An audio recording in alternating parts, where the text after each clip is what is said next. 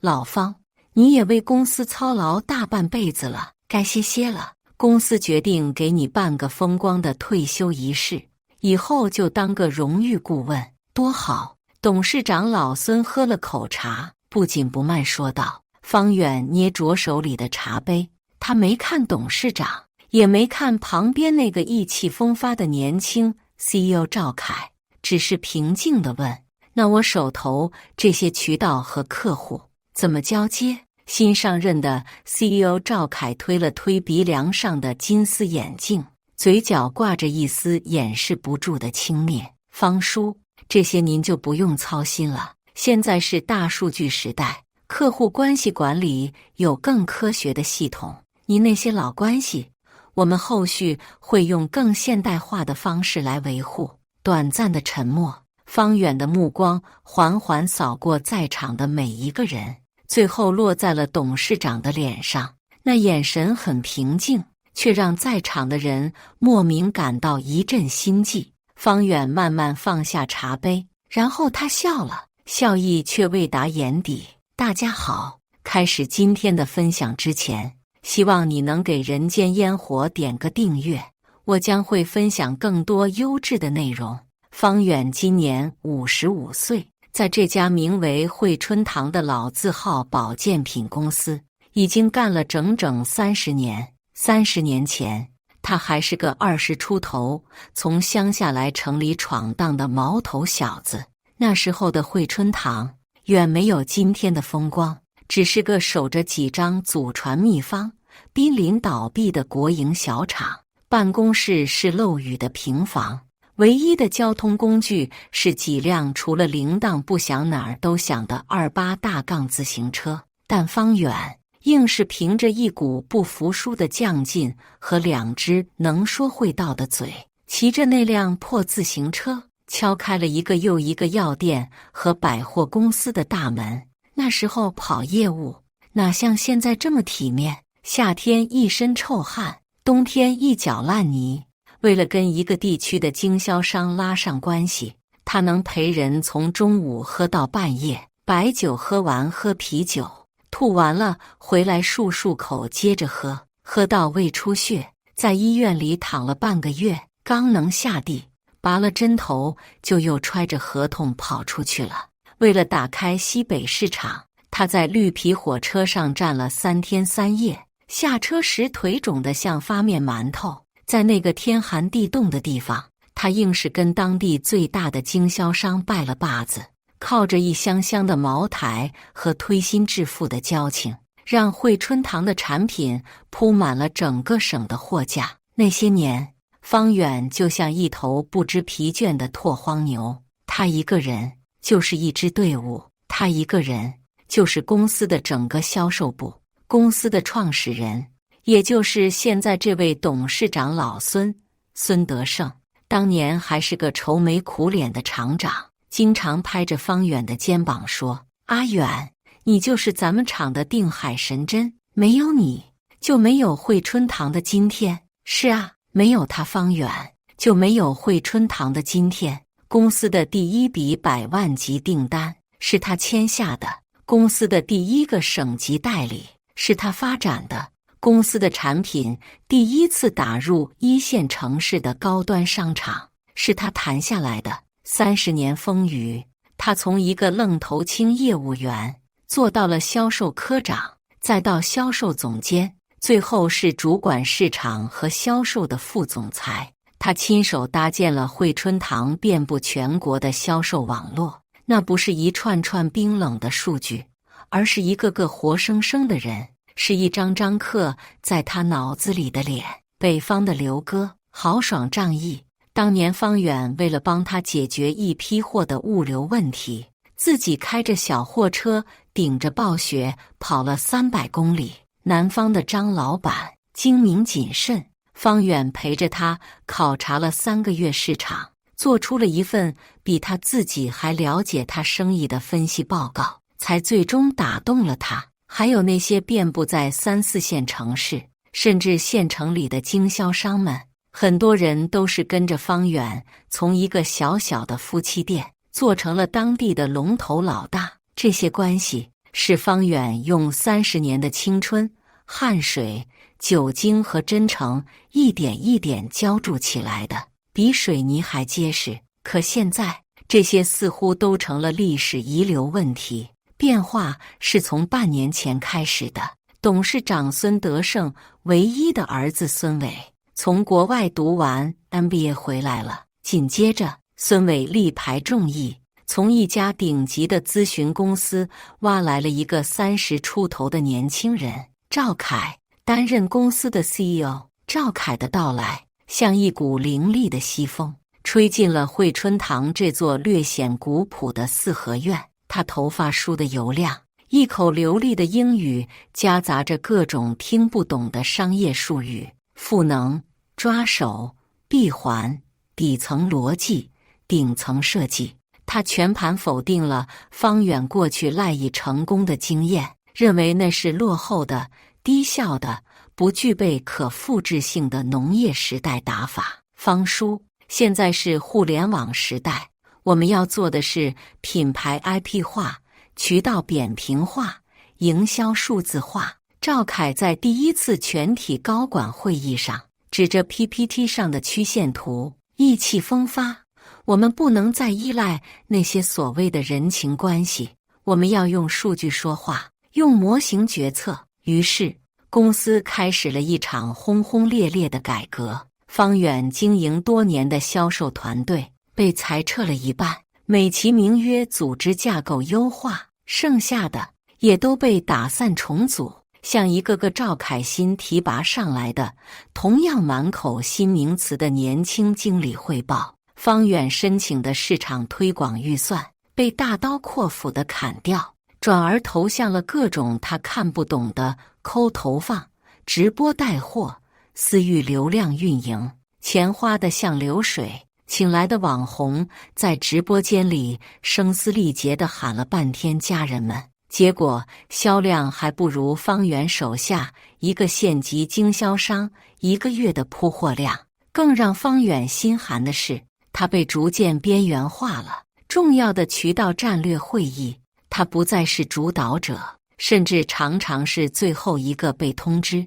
一些合作了10几年的老客户打来电话，抱怨公司的政策朝令夕改，对接的人又傲慢无礼。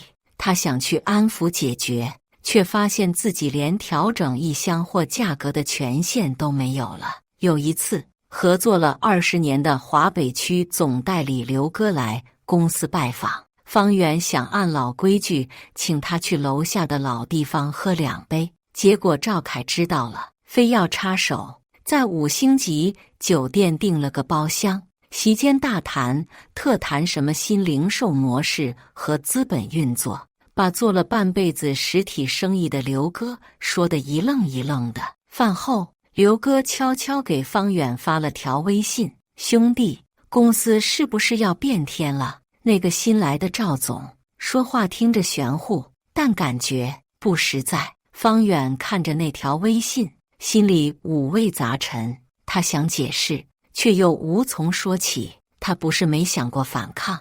在一次董事会上，当赵凯提出要用全网最低价的策略去冲击线上销量时，方远第一次拍了桌子：赵总，你这是在自掘坟墓。惠春堂的根基是什么？是品质，是口碑。我们和经销商是利益共同体，你这样搞低价倾销，等于是在砸所有线下渠道的饭碗，价格体系一乱，整个市场就全完了。赵凯只是轻蔑地笑了笑：方叔，您的思维该更新了，价格战是获取新用户最快的手段，等我们占领了线上市场，拥有了用户数据，再来谈品牌溢价也不迟。至于那些经销商跟不上时代，就注定要被淘汰。方远气得说不出话，他看向主位上的董事长孙德胜，希望这个和自己并肩作战了30年的老伙计能说句公道话。然而，孙德胜只是浑浊的眼睛转了转，最终缓缓说道：阿远啊，赵凯说的也有他的道理，我们也要与时俱进嘛，就先试试看吧。那一刻，方远的心彻底凉了。他明白了，这不是什么路线之争，而是权力更迭。他，方远，就是那个必须被清除的前朝余孽。果然，这场改革非但没有带来预期的增长，反而让公司的业绩出现了30年来的首次大幅下滑。那些被惹恼的经销商们开始消极抵制，要么不进货，要么就把惠春堂的产品摆在最不起眼的角落。线上烧钱换来的那点可怜的销量，根本无法弥补线下渠道萎缩带来的巨大损失。公司的气氛变得越来越诡异，老员工们人心惶惶，新来的人则趾高气昂。方远知道，他们需要一个替罪羊，而他这个被新贵们定义为保守派、绊脚石的前朝元老，无疑是最好的人选。但他没想到，这一天会来得这么快，这么不留情面。周一的下午，方远接到董事长秘书的电话时，正在自己的办公室里擦拭一尊关公像。那是一尊紫铜的关公，横刀立马，威风凛凛，是10年前西北的经销商兄弟送他的。他说：“方哥，你就像关二爷，重情重义。”方远走进董事长办公室的时候，他一眼就看到了坐在沙发上的孙伟和赵凯。孙伟，董事长的公子，翘着二郎腿，脸上是毫不掩饰的得意。赵凯，新任 CEO， 则是一副公事公办的精英派头，手里还拿着个平板电脑，似乎很忙的样子。董事长孙德胜示意他坐下，亲自给他泡了杯茶，是顶级的龙井，香气清冽，但方远却品不出丝毫滋味。老方啊，孙德胜开口道，你为公司操劳了30年，劳苦功高，我们都看在眼里。但是你看，你今年也55了，身体也不如从前了，是时候该享享清福了。方远没有说话，只是静静地听着。孙伟在一旁敲边鼓，是啊，方叔，我爸也是心疼你。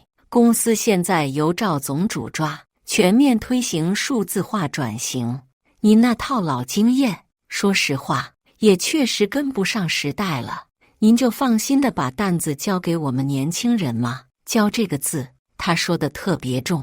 赵凯终于放下了平板，推了推眼镜说，方叔，我们经过慎重研究，决定为您启动荣誉退休计划。公司会给您一笔丰厚的补偿金，并且保留您荣誉顾问的头衔。每个月，您还可以来公司参加一次顾问会议，给我们提提宝贵的意见。荣誉退休，说得真好听，不就是变相的劝退、卸磨杀驴吗？补偿金有多少？方远平静地问。赵凯和孙伟对视了一眼，眼神中闪过果不其然的意思。在他们看来，方远这种老古董最在意的无非就是钱了。孙伟伸出3根手指，30万，方叔，这可是公司能给出的最高标准了。您放心，绝对体面。30万，买断一个为公司奉献了30年青春，打下了整片江山的老臣。方远的心里涌起一股巨大的悲凉，但脸上却依旧波澜不惊。他甚至还笑了笑，端起茶杯，轻轻吹了吹浮在上面的茶叶。我需要考虑一下，他说。方叔，这还有什么好考虑的？孙伟的语气开始不耐烦了。我爸都亲自跟你谈了，这是给你面子。说句不好听的，现在公司业绩下滑，真要追究责任，您这个销售副总可是首当其冲，图穷匕现了。威逼利诱，软硬兼施，这是他们早就盘算好的剧本。方远抬起眼，看向孙伟，追究责任，好啊，那我们就好好算算这笔账。我倒是想问问赵总，这半年来线上推广烧掉的3000多万，换来了多少销售额？砍掉的线下渠道又造成了多少损失？这些数据敢不敢拿到董事会上，让大家一起看看？赵凯的脸色瞬间变得有些难看，但还是强撑着说：“方叔，战略转型期，阵痛是在所难免的。我们看的是长远发展，不能只盯着眼前的得失。长远发展。”方圆冷笑一声：“我只知道，再这么长远下去，惠春堂30年攒下的家底，不出3年就得被你们败光。”你，孙伟猛地站了起来，指着方远的鼻子：“方远，你别给脸不要脸！现在是通知你，不是在跟你商量。够了！”一直沉默的董事长孙德胜终于开口了，他重重地一拍桌子，办公室里的气氛瞬间凝固了。他看着方远，眼神复杂，有愧疚，有不忍，但更多的是一种无可奈何的决绝。阿远，就这样吧，明天你把办公室的东西收拾一下，交接的事情，赵凯会安排人跟你对接。他的声音里带着一丝疲惫。你的门禁卡和系统权限今天下班后就会失效，这也是为了公司信息安全，常规流程。这话说的就更诛心了，不仅要赶他走，还要像防贼一样防着他。方远见自己这位30年的老大哥都这么说了，缓缓站起身，只说了一个字：好。没有愤怒的咆哮，没有悲愤的控诉，甚至没有一丝哀求。他转身向门口走去。就在这时，身后的赵凯突然开口了：“对了，方叔，为了方便我们后续跟进，您那份核心客户和渠道商的名单能不能留下来？”方远的身形顿住了，他没有回头，只是嘴角勾起一抹冰冷的弧度。“那份名单啊！”他轻声说，声音不大，却清晰地传到了办公室里每个人的耳朵里。“那是我吃饭的家伙，你们也配？”说完，他拉开门走了出去，门在身后砰的一声关上，隔绝了里面所有的错愕和恼怒。走廊里空无一人，中央空调的冷风吹在脸上，方远却感觉不到丝毫凉意，因为他的心已经比这风冷上千倍万倍了。30年啊，人生能有几个30年？他把最好的年华都献给了这家公司，他以为这里是他的家，孙德胜是他的大哥，孙伟是他的子侄，到头来却发现自己只是一个随时可以被丢弃的工具。他看着窗外车水马龙的城市，高楼林立，霓虹闪烁，这个他曾经无比熟悉的城市，此刻却显得如此陌生和冰冷。他想起年轻时，每次出差回来，看到公司的牌匾，都有一种回家的感觉。现在家没了，不过他没有感到绝望。当那股愤怒和悲凉退去后，一种异样的平静从他心底慢慢升起。他掏出手机，翻到一个许久没有联系过的号码，拨了出去。电话响了很久才被接起。“喂，哪位？”对面传来一个苍老而沙哑的声音：“吴叔，是我，方远。”电话那头沉默了片刻，随即传来惊喜的声音：“阿远，你小子怎么想起给我这个老头子打电话了？”“吴叔。”方远接着说道，“当年您退休的时候转给我的那些东西还在。”电话那头再次陷入了长久的沉默。良久，吴叔才用一种极其严肃的语气问：“阿远，你想清楚了？想清楚了。”方远一字一句地说：“他们不仁，就别怪我不义。这惠春堂，姓孙还是姓方，是时候该有个了断了。”第二天上午9点，方远准时出现在公司。他穿着一身熨烫的笔挺的深灰色中山装，这是他压箱底的衣服，只有在最重要的场合才会穿。头发梳理得一丝不苟，虽然已经花白，但精神矍铄。他手里没有拿往日常用的公文包，而是提着一个半旧的牛皮箱子，走进自己那间熟悉的不能再熟悉的办公室，一切都还是老样子。墙上挂着一幅巨大的全国地图，上面用不同颜色的图钉标记着各个区域的经销商，密密麻麻。书柜里摆满了各种市场营销的书籍和厚厚的行业报告，还有一排排的相框，相框里是他和那些渠道伙伴们的合影，有在蒙古包里大口吃肉、大碗喝酒的，有在江南水乡的乌篷船上笑得开怀的，还有在公司年会上勾肩搭背、满脸通红的。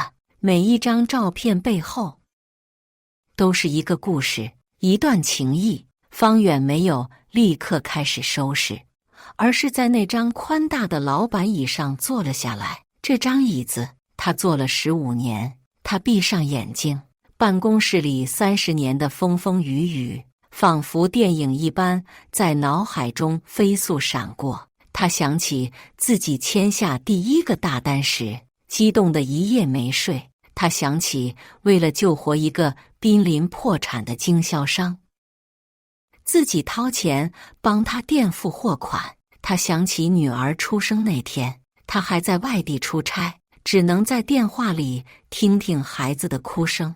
他想起董事长孙德胜曾经拉着他的手说：“阿远，这公司有我的一半，就有你的一半。”往事如烟，言犹在耳，只是人心已经变了。不知过了多久，办公室的门被敲响了。“请进。”方圆喊道。进来的是赵凯，身后还跟着一个抱着纸箱的人事部专员。“方叔，来收拾东西啊？”赵凯假装关切地问道。方远淡淡地应了一声：“那你慢慢收拾，不着急。”赵凯说着，却丝毫没有要离开的意思。他走到那面地图墙前，饶有兴致地看着。“方叔，您这套打法虽然过时了，但这些点还是挺有价值的。您看，您走之后，总得有个交接吧？不然这么多经销商群龙无首，影响了公司的生意可不好。”他终于还是露出了狐狸尾巴。方远看着他，像在看一个跳梁小丑。“赵总想要我的客户名单，不能说是你的，方叔。”赵凯纠正道，“这些都是公司的宝贵财富，您作为公司的老臣，理应为公司的平稳过渡做出最后的贡献，不是吗？”他说的冠冕堂皇，人事专员也在一旁附和：“是啊，方总，按照离职流程，工作资料是需要全部移交的。”方远笑了，他站起身，走到书柜前，从最下面一格抽出一本厚厚的、封面已经泛黄的电话簿。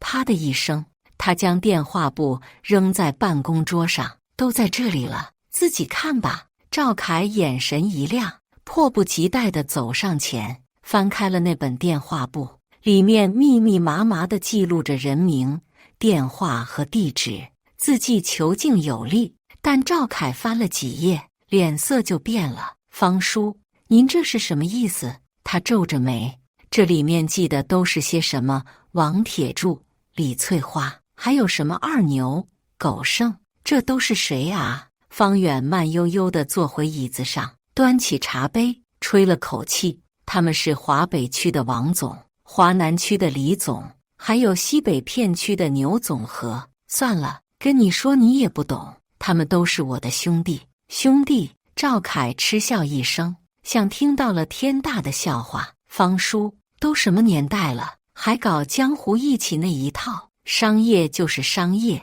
我们需要的是标准化的客户档案，是数据，是 CRM 系统里的每一个标签，不是这些乱七八糟的绰号。”算了，看来跟您是说不通了。赵凯失去了耐心：“您慢慢收拾吧，记住，除了您的私人物品，公司的任何文件、资料一律不准带走，楼下的保安会检查的。”说完，他带着人事专员趾高气昂地走了。方远看着那本被弃之如敝履的电话簿，眼神变得愈发冰冷。无知者无畏，这些年轻人永远不会明白，在中国这片土地上做生意，最值钱的从来不是那些冷冰冰的数据，而是人心。他开始收拾东西，他没有碰任何一份公司的文件，只是将那些相框一个个取下来，用软布小心翼翼地擦干净，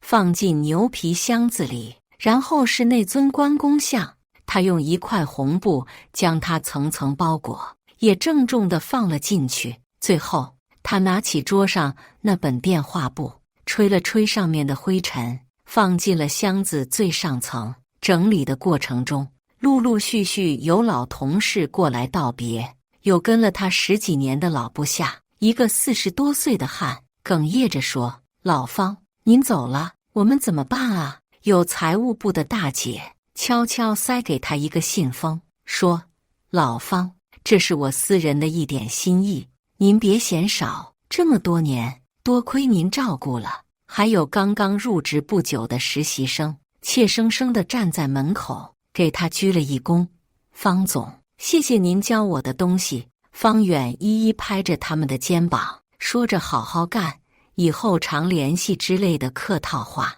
中午时分，孙伟也来了，他大概是听赵凯说了早上的事，一脸的不屑：“哟，方叔还没收拾完呢。”他靠在门框上，阴阳怪气地说：“动作够慢的啊，是不是舍不得这间办公室？”“也是，毕竟做了这么多年，有感情了。”方远没理他，继续整理着抽屉里的几件私人物品。孙伟见他不搭理，觉得失了面子，走上前来，一脚踢在方圆脚边的纸箱上。“方远，我警告你，别耍什么花样，这公司是我爸的，以后就是我的，你一个外人，早该滚蛋了。”这句话彻底打破了方远最后的忍耐，他猛地抬起头，盯着孙伟说道：“外人？孙伟，你摸着良心问问你爹，30年前惠春堂亏得连工资都发不出来的时候，是谁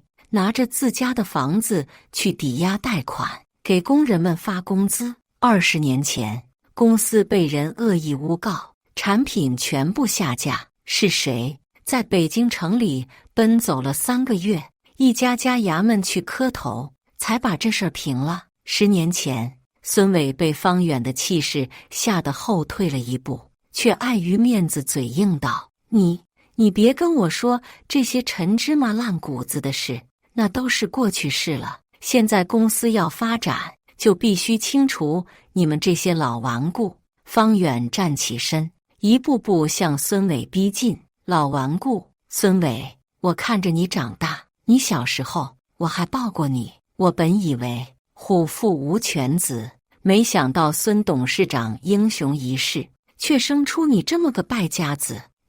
你敢骂我？”孙伟色厉内荏地叫道：“骂你？我今天还想打你。”方远指着他的鼻子，一字一句地说：“你跟你那个狗屁 CEO 把公司折腾成什么样了？业绩下滑了30%，合作了20年的经销商跑了一大半，你们烧掉的那几千万，连个水花都没看见。这就是你们的本事，这就是你们的新时代。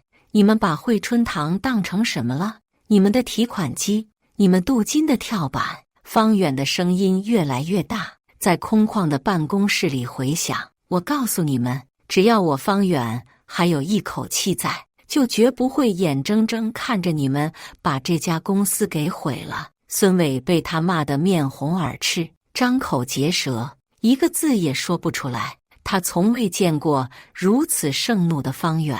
正在这时，董事长孙德胜闻声赶来：“阿远，你们这是在干什么？”他看到眼前剑拔弩张的一幕，厉声喝道。孙伟像是找到了救星，立刻跑到他爹身后，告状道：“爸，你看看他要造反啊！他骂我，还想打我。”孙德胜看着满脸怒容的方远，又看了看自己不成器的儿子，脸上闪过一丝复杂的情绪。他叹了口气，语气软了下来：“阿远，我知道你心里有气，但是公司做这个决定也是为了长远考虑。你就别再闹了，行吗？算我求你了，一句求你了，让方圆满腔的怒火瞬间熄灭了。他看着眼前这个头发比自己还白，脸上布满皱纹的老人，这个曾经和他一起睡过仓库，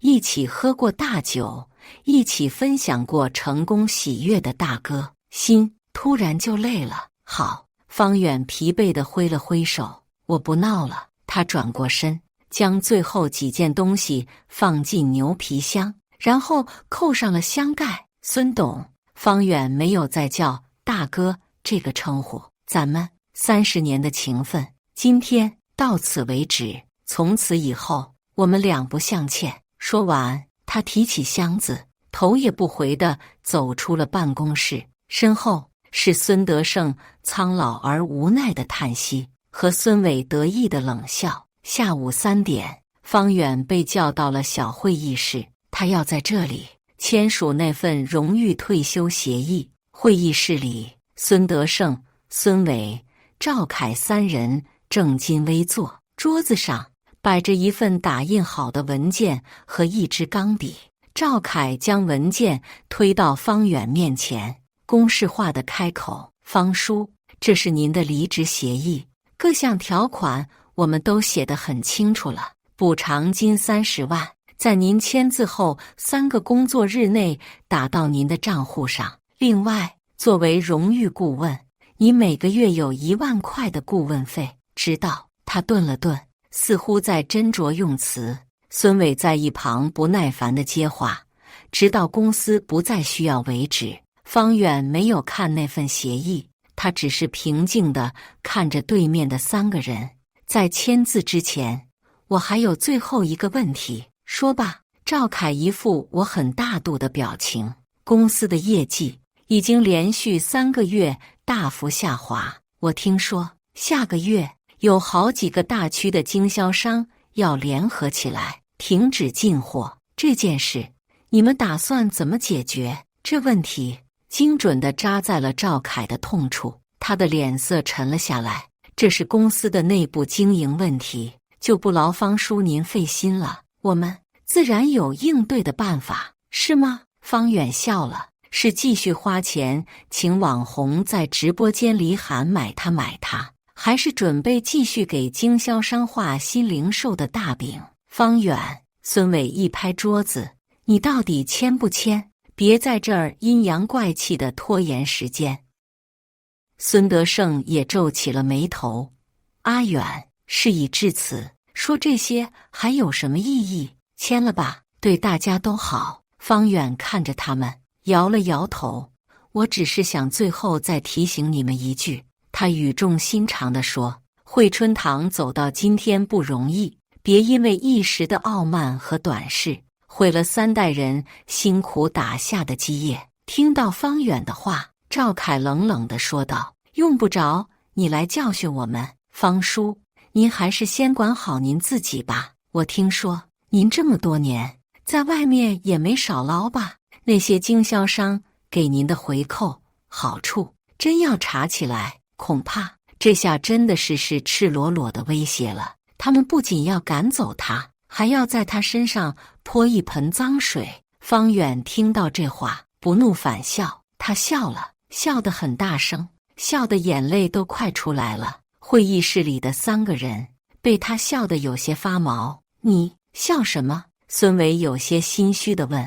方远慢慢止住笑，我笑你们无知且愚蠢。接着他从自己的牛皮箱里取出了一样东西，那是一块红布包裹着的东西，方方正正，很有分量。他将红布一层层揭开，露出了里面包裹着的东西。当看到这东西后，孙德胜的脸色唰的一下变得惨白如纸，他猛地从椅子上站了起来，手指颤抖地指着那方印章，嘴唇哆嗦着。只见那是一块古朴的用上好檀木雕刻的印章，印章的顶端盘着一条栩栩如生的龙，印章的底座上赫然刻着4个篆体大字“惠春堂印”。孙伟和赵凯还不明白发生了什么，孙伟不屑地撇了撇嘴，不就是个破印章吗？我爸办公室里多的是。方远，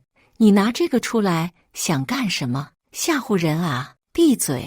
孙德胜突然爆发出一声怒吼，他死死地盯着那方印章，这不是普通的印章。他喃喃自语，像是在对儿子解释，又像是在对自己说，这是惠春堂的祖印，是当年我爷爷创立惠春堂时传下来的信物。见此印，如见创始人亲临，持有此印者，拥有对公司一切重大事务的最终否决权。会议室里瞬间陷入了死一般的寂静。不可能！孙伟说道，这东西不是早就丢了吗？我找了好多年都没找到。孙德胜颓然地坐回椅子上，目光呆滞地看着方远。不是丢了，他的声音像是从牙缝里挤出来的，是当年我亲手交给他的。往事如潮水般涌上孙德胜的心头。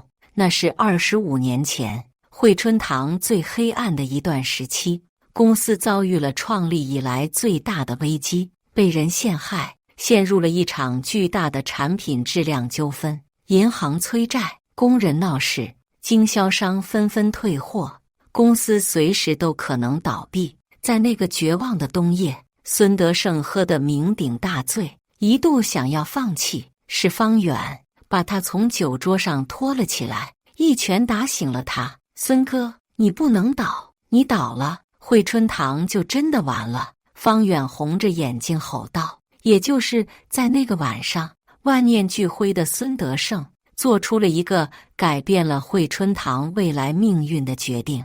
他将自己一直贴身收藏的从父亲手里继承来的祖印交给了方远。阿远，他拉着方远的手，老泪纵横。大哥没用，撑不住了，这个家以后就靠你了。这方印你拿着，以后公司里如果是我或者我的后人做出危害公司利益的糊涂事，你就拿出它来阻止他们。这是一个托孤般的承诺，一个用兄弟情谊和家族信誉做出的最高授权。后来方远力挽狂澜，硬是把惠春堂从死亡线上拉了回来，而那方祖印也被他小心翼翼地收藏起来。25年来从未示人，他一直信守着当年的承诺，把它当成一个不能触碰的秘密，一个守护惠春堂的最后底牌。他从未想过有一天他真的需要拿出这块印章，而对面的竟然就是当年托付给他印章的大哥和他不成器的儿子。何其讽刺，何其悲凉！爸，你怎么能把这么重要的东西交给他一个外人？孙伟无法接受这个事实，歇斯底里地叫着。孙德胜痛苦地闭上了眼睛，满脸都是悔恨。他后悔的不是当年交出了印章，而是后悔自己忘了初心。赵凯的脸色已经难看到了极点，他是个聪明人，瞬间就明白了这方印章的威力。什么 CEO， 什么 MBA， 什么大数据，在这块代表着祖宗之法的木头面前，都显得那么苍白无力。他引以为傲的现代企业管理制度，被这种近乎封建的信物击得粉碎。方远没有理会他们的震惊和失态，他拿起那方沉甸甸的檀木印章，在手里掂了掂。孙董，他看着面如死灰的孙德胜，平静地说：25年前，你把这方印交给我，说让我替你守护好惠春堂。今天我做到了，现在我用这方印行使我的权利。他的声音不大，却字字千钧，在寂静的会议室里回响。第一，我宣布即刻罢免赵凯惠春堂 CEO 的一切职务，即时生效。赵凯猛地抬起头，嘴唇翕动，却一个字也说不出来。他知道，在祖印面前，任何反驳都是徒劳的。第二，方远的目光转向孙伟，我宣布，暂停孙伟在公司内的一切管理权限，等候后续处理。孙伟想撒泼，但在他父亲那绝望的眼神下，也只能不甘地闭上了嘴。第三，方远的声音顿了顿，他从牛皮箱里拿出了另一份文件，扔在桌子上。这是我提议的公司新一轮的董事会改组和股权激励方案。我会召集所有还在为公司尽心尽力的老员工，以及那些对公司不离不弃的经销商们一起参与进来。惠春堂不是孙家的私产，而是所有为他流过血、出过汗的人共同的家。这份文件详尽地规划了公司的未来，从管理架构的调整到利润分配的改革，再到对核心员工和渠道伙伴的股权激励。这是一个要把惠春堂从一个家族企业彻底改造成一个现代化、股份化的公众公司的宏伟蓝图，这才是真正的与时俱进。孙德胜看着那份文件，看着方远那双坚定而明亮的眼睛，浑身一震。他终于明白自己错的有多离谱。他只看到了赵凯带来的那些华而不实的新概念，却忘了方远这个被他视为老古董的兄弟，其实比任何人都看得更远，想得更深。方远想守护的从来不是他个人的权位，而是整个惠春堂的基业，而他们却想把他赶走。这时，方远的手机响了，他看了一眼来电显示，按下了免提键。一个洪亮而焦急的声音从手机里传了出来：“方老弟，你到底在哪儿啊？我刚给你们那个新来的赵总打完电话，那小子跟我俩扯犊子呢。我告诉你，你要是真不干了，我们华北区37个县市的经销商从明天开始，一箱惠春堂的货都不进，我们只认你方远是华北区的总代理。”刘哥还没等这边回话，另一个电话就打了进来。方远挂断刘哥的，接起新的：“方哥，是我，老张，南边这帮兄弟都商量好了，你要是走了，我们就集体改卖养生堂，反正卖谁的不是卖，我们只跟你这个人。”是华南区的张老板。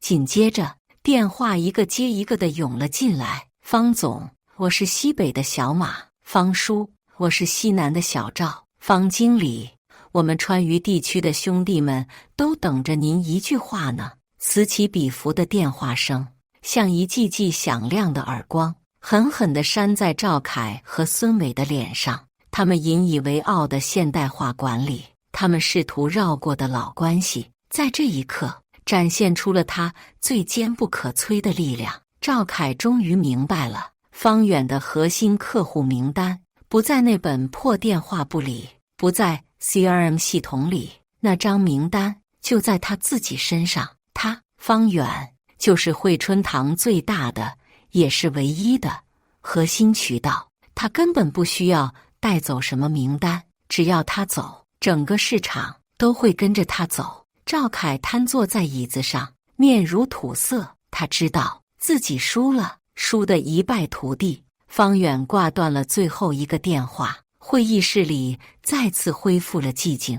他看着桌上那份无人敢碰的荣誉退休协议，又看了看旁边那方威严的惠春堂印。他拿起那份协议，当着所有人的面，将它缓缓地一寸一寸地撕成了碎片，纸屑如雪花般飘落。现在方远看着魂不守舍的孙德胜和面如死灰的赵凯，嘴角勾起一抹意味深长的笑容。我们是不是可以重新谈了？